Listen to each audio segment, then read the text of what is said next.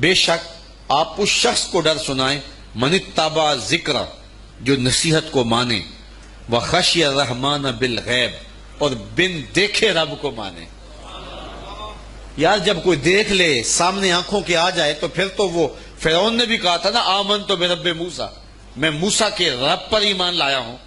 تو دیکھ کے یہ تو بدبخت ایسے تھے چاند ٹکڑے ہوتے دیکھا پھر بھی نہ مانا. اور مدینے والوں نے کچھ بھی نہ دیکھا کہا ہم جانے وار دیں گے آپ کے نام پہ.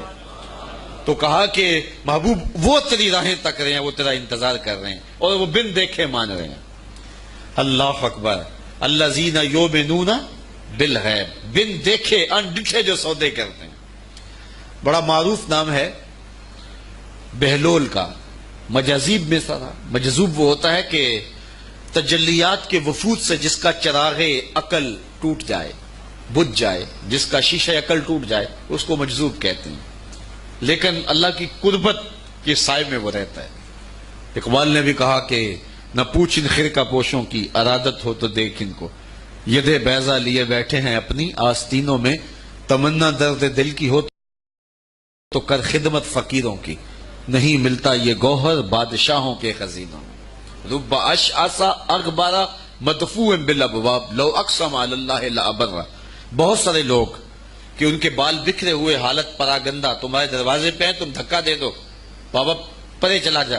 لیکن فرمایا کبھی انہیں چھیڑنا بیٹھنا اللہ کے نام پہ قسم ڈال دیں تو اللہ پوری کر دیتا ہے. ایسے لوگ بھی. یہ بخاری کی روایت ہے جو میں آپ کے سامنے پیش کی ہے. رب اشعث اغبر مدفوع بالابواب لو اقسم علی اللہ. اگر اللہ پہ کوئی قسم ڈال دیں لابر اللہ پھر پوری کرتا ہے. ان کی لاج رکھتا ہے وہ چونکہ بندے جو اس کے ہوتے ہیں. بغداد کا بازار تھا اور ایک حلوائی جو ہے وہ صبح صبح اپنی دکان سے جا رہا تھا کہ ایک فقیر آ نکلا. لکڑی کے کھڑاؤں اس نے پہنے ہوئے تھے. تو کہا بابا جی آؤ ذرا بیٹھو. تو اس نے گرم گرم دودھ نکال کر کے بابا جی کو پیش کیا. صبح کا موقع تھا اس نے پیا اور اللہ کا شکر ادا کیا اور اس کو بھی کہا تیرا بھی شکریہ اور فقیر آگے چل پڑا. بازار کا منظر تھا. آگے ایک فاحشہ عورت اپنے دوست کے ساتھ اپنے یار کے ساتھ سیڑھیوں پر بیٹھ کے موسم کا لطف لے رہی تھی. یہ آج کل جس طرح ہلکی ہلکی بوندا باندی ہو تو جی چاہتا نا کہ باہر آئیں اور منظر دیکھیں. تو ساون کی رت لگی ہوئی تھی ہلکی ہلکی بوندا باندی تھی. تو سیڑھیوں پہ بیٹھ کے وہ موسم کا لطف لے رہے تھے کہ یہ فقیر اپنی موج میں بازار سے گزرا. تو لکڑی کے کھڑاؤں تھے. کیچڑ اڑ کے کبھی دائیں گرتا تھا کبھی بائیں گرتا تھا. ایک چھینٹا اڑا اور اس عورت کے لباس پہ جا گرا. اس کے پاس اس کا بیٹھا ہوا جو یار تھا اسے بڑا غصہ آیا. اٹھا اور آ کے فقیر کے منہ پہ تھپڑ مارا.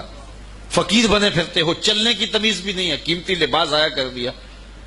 فقیر نے آسمان کی طرف دیکھا اور ہنس کے کہا مالک تو بھی بڑا بے نیاز ہے. کہیں سے دودھ پلواتا ہے کہیں سے تھپڑ مرواتا ہے.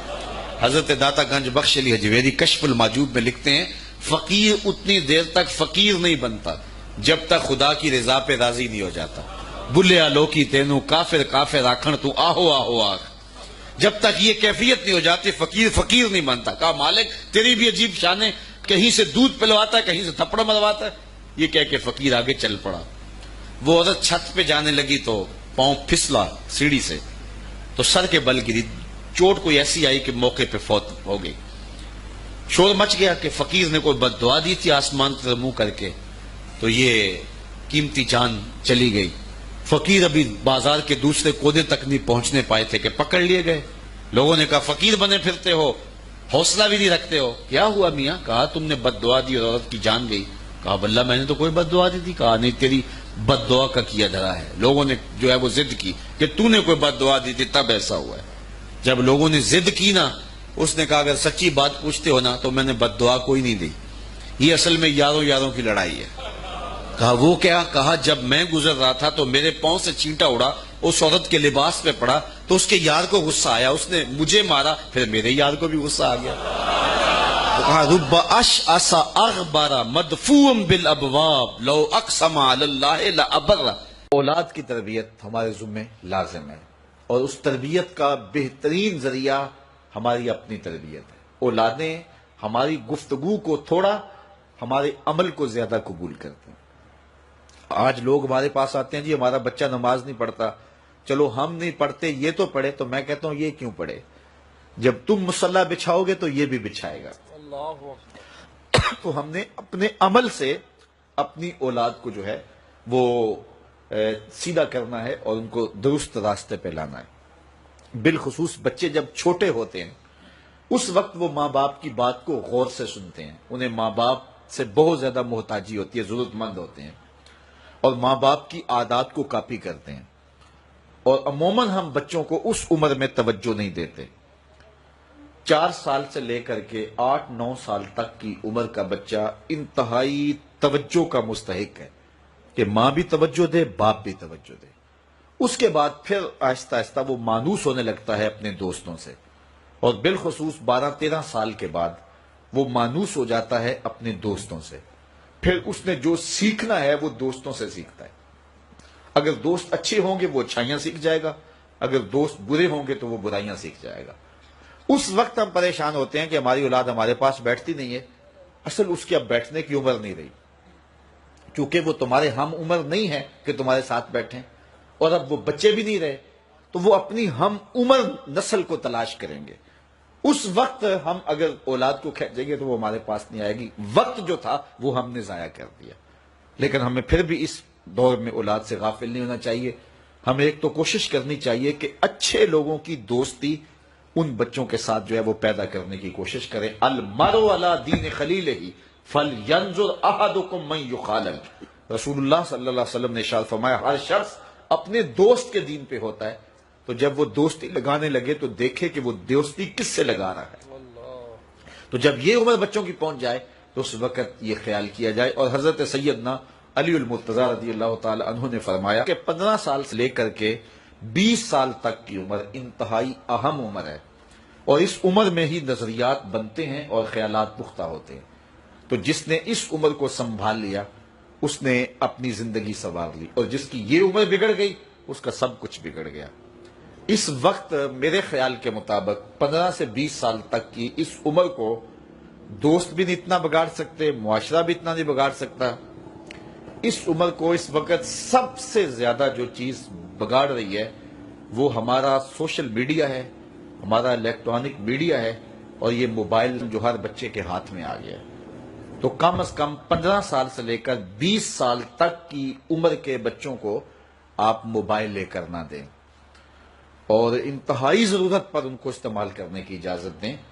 باقی ان کو اس عمر کے اندر اگر آپ نے اجازت فراہم کر دی اور وہ آپ کے کہے میں نہ رہے تو یہ ایسی بربادی ہے، ایسی تباہی ہے کہ جس کا ازالہ بعد میں بہت مشکل ممکن ہوگا. اس لیے اس وقت سب سے زیادہ ہمیں جو چیز نقصان پہنچا رہی ہے، ہماری معاشرت کو جو چیز کھوکھلا کر رہی ہے وہ یہ چیز ہے. یہ میں کل کی ایک رپورٹ پڑھ رہا تھا انڈیا کی، کہ انڈیا کا جو معاشرہ ہے اس میں جو نوجوان ہیں وہ بالکل اس میڈیا کی وجہ سے برباد ہو گئے، اور پاکستان میں بھی اس کے اثرات جو ہیں وہ بہت سارے ہیں. لیکن یہاں اب بھی کوئی شرم و حیا موجود ہے، لیکن اگر ہم نے اپنی نسل کے آگے بند نہ باندھا تو یہ میڈیا مغرب کی جانب سے ہماری معاشرتوں کو تباہ کرنے کے لیے ایک ہتھیار کے طور پہ استعمال کیا جا رہا ہے، اور ہماری نسل بڑی تیزی کے ساتھ جو ہے اس کا شکار ہو رہی ہے، اور گھر لٹ رہے ہیں. شرم و حیا وہ جو ہے وہ اس کا جنازہ نکل رہا ہے. تو اس حوالے سے والدین کو خصوصی توجہ دینے کی ضرورت ہے. پھر ہاتھ ملیں گے تو پھر جو ہے وہ اس کا کوئی علاج نہیں ہوگا. لکھا ہے وہ ہمیں مل کے رہے گا. شیخ سعدی شیرازی فرماتے ہیں یہ کبھی نہیں ہوتا کہ مقدر کا لکھا نہ ملے، ہمارے اوپر صرف کوشش کرنا ہے. انہوں نے بڑی خوبصورت مثال دی کہ ایک بندہ جا رہا تھا جنگل میں تو اس نے دیکھا کہ ایک لومڑی ہے جس کے پاؤں بھی کٹے ہیں، ہاتھ بھی کٹے ہوئے. تو اس نے کہا مالک تو اس کو کیسے رزق دیتا ہوگا؟ تو وہ ایک درخت پہ چڑھ کے بیٹھ گیا. ایک شیر آیا، اس نے شکار کیا اور کچھ کھایا اور باقی بس خوردہ چھوڑ کے چلا گیا. یہ رینگتی ہوئی آگے بڑھی اور وہ جو بچا کھچا تھا اس نے وہ کھا لیا. تو اس کا بڑا یقین کامل ہو گیا. اس نے کہا کہ مالک تو کتنا کریم ہے، اس کو بھی رزق دیتا ہے. ایک غار میں جا کے بیٹھ گیا. جب وہ بے دست و پا لومڑی کو رزق دیتا ہے انہیں تو پھر انسان. ایک پہر گزرا، 2 پہر گزرے تو ہاتف سے آواز آئی میرے بندے میں تجھے بھی دوں گا لیکن شیر بن لومڑی نہ بن. شیر بن لومڑی نہ بن کہ خود بھی کھا اور اوروں کو بھی کھلا. تو قسمت کا ہے جو مل کے رہتا ہے. اب کوئی شیر بن کے لے لے یا لومڑی بن کے لے لے. حرام ذریعہ اختیار کر لے یا حلال ذریعہ اختیار کر لے، اب یہ ہمیں اس نے اختیار دیا ہے۔ فَلَنُحْيِيَنَّهُ حَيَاتًا طَيِّبَةً، اللہ فرماتا ہے کہ جو میرا ہو جائے پھر میں ستھری زندگی دے دیتا ہوں، میں پاکیزہ زندگی دے دیتا ہوں، میں نورانی زندگی عطا کر دیتا ہوں۔ تو یقیناً جو اس کے ہو جائیں پھر اللہ اس کا ہو جاتا ہے۔ فَلَنُحْيِيَنَّهُ حَيَاتًا طَيِّبَةً کا روپ چڑھتا ہے ان کے چہرے کے اوپر، زندہ ہوتے ہیں تو خوبصورت زندگی گزارتے ہیں، اور جب اس دنیا سے جاتے ہیں تو پھر بھی خوبصورت زندگی گزارتے ہیں۔ اللہ تعالی ہمیں ایسا کر دے کہ مرنے کے بعد بھی ہمارے چہرے پہ رسول اللہ کے انوار کا عکس نمایاں ہو، اور دنیا کی زندگی میں رہیں تو ہم طمانیت کی زندگی، سکھ اور چین کی زندگی گزاریں۔ صبح سے لے کر شام تک ٹینشن، مصیبت، پریشانیاں، کیا ضرورت ہے اتنا کچھ لینے کے لیے؟ درود پڑھتے جاؤ، زندگی گزارتے جاؤ، زندگی سوکھی گزارو، زندگی اوکھی نہ گزارو، جو اللہ نے دے دیا اس پہ راضی ہو جاؤ، بس ٹھیک ہے۔ اگر کوئی لوگ تمہیں گالیاں دیتے ہیں، برا کہتے ہیں، کوئی بات نہیں، بلیا لوکی تینوں کافر کافر آکھن، تو آہو آہو آہ۔ کوئی تکلیفیں دیتا ہے پھر بھی پریشان نہ ہو، رزق تھوڑا ہے تب بھی پریشان نہ ہو، زیادہ ہے پھر بھی ٹینشن نہ لو، اللہ کا شکر ہے، اللہ نے جس حال میں رکھا ہے۔ اور سنو، میں کہتا ہوں کہ یہ ٹینشن فری حدیث ہے۔ حضرت علی المرتضیٰ فرماتے ہیں جو اللہ کے دیے گئے تھوڑے رزق پہ راضی ہو گیا، اللہ قیامت کے دن اس کے تھوڑے عملوں پہ راضی ہو جائے۔ جو اللہ کے دیے تھوڑے رزق پہ راضی ہو گیا، اللہ قیامت کے دن اس کے تھوڑے عملوں پہ راضی ہو گیا۔ تو خوش نصیب ہیں وہ لوگ جو اپنی زندگی کو اللہ کی رضا میں گزارتے ہیں اور اپنی آخرت کو بھی اس کی رضا کے سائے میں لے جاتے ہیں۔ اللہ تعالیٰ مجھے آپ کو اپنی رحمتوں کے سائے میں رکھے، دنیا آخرت کی بہاریں نصیب فرمائے۔ آقا کریم علیہ السلام کی مجلس نور سجی ہے۔ حضرت انس بن مالک رضی اللہ تعالی عنہ روایت کرتے ہیں، ایک شخص آیا اور حضور کی خدمت میں عرض گزار ہوتا ہے، متی الساعہ یا رسول اللہ، اے پیارے رسول صلی اللہ علیہ وسلم، قیامت کب آئے گی؟ اگر ایک طالب علم پوچھ رہا ہو کہ استاد جی امتحان کب ہوں گے، تو اس کا مطلب صاف صاف یہ ہے کہ اس نے بھرپور تیاری کر رکھی ہے اور بے چینی سے اسے امتحانات کا انتظار ہے۔ تو اس نے کہا متی الساعہ، قیامت کب آئے گی؟ تو حضور نے اس کو جو جواب دیا، فرمایا ما عادت لہا، قیامت کا پوچھ رہے ہو، اس کے لیے تیاری کیا کر رکھی ہے؟ تو شخص کا جواب سنیے، اس نے عرض کی ما عادت لہا من کثیر صلاۃ ولا صوم ولا صدقہ ولکن احب اللہ ورسولہ، میں قیامت کی تیاری کے لیے نمازوں، روزوں اور صدقات کی کثرت نہیں رکھتا۔ بعض ہمارے خطبہ جوش خطابت میں کہہ دیتے ہیں کہ اس نے کہا کہ یا رسول اللہ، نہ میں نمازیں پڑھی ہیں نہ میں روزے رکھے ہیں۔ یہ کیسے ہو سکتا ہے کہ ایک صحابی رسول ہو اور وہ نماز نہ پڑھتا ہو اور وہ روزے نہ رکھتا ہو؟ اس نے روزوں اور نمازوں کی کثرت کی دفع کی ہے۔ لفظ جو حدیث کے ہیں وہ یہ ہیں، اس نے کہا ما عادت لہا من کثیر صلاۃ ولا صوم ولا صدقہ، میرے پاس نمازوں اور روزوں اور صدقے کی کثرت نہیں ہے۔ اس بات پہ مجھے کوئی تیاری کی صورت میں ناز نہیں ہے کہ میرے پاس بہت ساری نمازوں کا ذخیرہ ہے، صدقات میں نے بہت سارے کیے ہیں، لیکن جو میری تیاری ہے وہ یہ ہے ولیکن احب اللہ ورسولہ، میں اللہ اور اس کے رسول سے پیار کرتا ہوں، میری بس یہی تیاری ہے۔ تو اس جواب پر حضور علیہ السلام نے جو ارشاد فرمایا وہ سننے کے قابل ہے۔ آقا کریم علیہ السلام نے ارشاد فرمایا انت مع من احببت، تو جس کے ساتھ محبت کرتا ہے اسی کے ساتھ ہوگا۔ اب حضرت انس بن مالک رضی اللہ تعالی عنہ اپنی رائے دیتے ہیں، فرماتے ہیں فما فرحنا بے قول النبی صلی اللہ علیہ وسلم انت مع من احببت، کہتے ہیں ایمان لانے کے بعد زندگی میں کبھی اتنی خوشی نہیں ہوئی تھی جتنی خوشی اس قول کو سن کے ہوئی کہ حضور علیہ السلام نے فرمایا کہ تم اس کے ساتھ ہوگے جس سے محبت کرتے ہو۔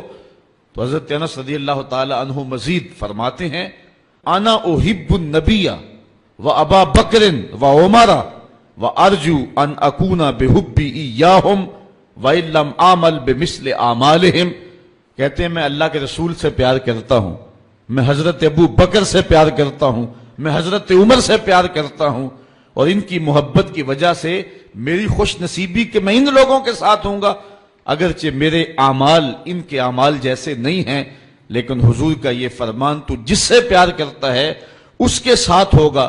فرماتے ہیں کہ پھر ہماری خوشی کی انتہا نہ رہی، اور ایمان لانے کے بعد صحابہ سب سے زیادہ اگر کسی قول پہ خوش ہوئے ہیں، کسی بات پہ بہت زیادہ انہیں فرحت ہوئی ہے، تو وہ اس بات پہ فرحت ہوئی ہے کہ حضور نے ارشاد فرمایا انتا ما من احببتا، تو اس کے ساتھ ہوگا جس کے ساتھ نہیں اب تھمنا نہیں، فردوس میں جا کر دم لینا، آفاق کے ہر ہر گوشے میں قرآن سنا کر دم لینا، اب رکنا نہیں اب تھمنا نہیں۔